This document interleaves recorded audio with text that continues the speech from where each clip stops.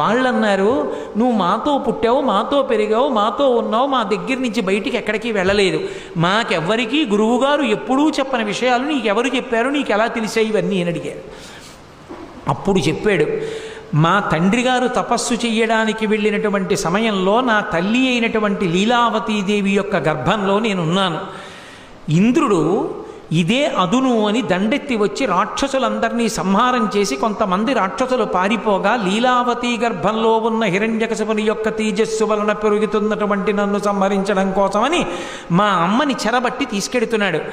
ఎదురుగా వచ్చినటువంటి నారద మహర్షి, నీకేం తెలుసు, ఈమె కడుపులో పెరుగుతున్నటువంటి వాడు మహాభాగవతోత్తముడు, ఆయన్ని చెనకడం ఎవరికీ సాధ్యం కాదు, నా ఆశ్రమానికి తీసుకెడతానని తన ఆశ్రమానికి తీసుకెళ్ళాడు. తీసుకెళ్ళి నారద మహర్షి ప్రతిరోజు కూడా జ్ఞానబోధ చేస్తూ ఉండేవారు.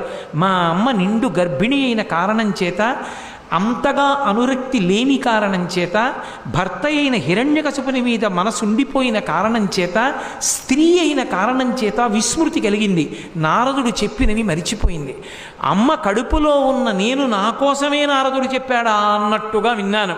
కానీ చిత్రం ఏమిటంటే, అమ్మ కడుపులో ఉన్న నేను మరిచిపోలేదు, అసలు విన్న అమ్మ మరిచిపోయింది.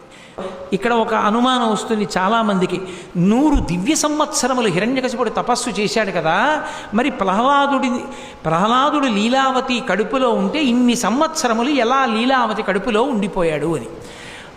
మహాపతివ్రతలైనటువంటి వారు తిరిగి తమ భర్త రావడానికి ముందు తప్ప ఆ పిల్లవాడు బయటికి వస్తే ఎక్కడ ప్రమాదం జరుగుతుందో, ఇంతకుముందు ఇంద్రుడు చంపేస్తానన్నాడని లీలావతి తన గర్భంలోనే ఉంచుకుంది. వేరు పురాణంలో చెప్పారు ఈ మాట.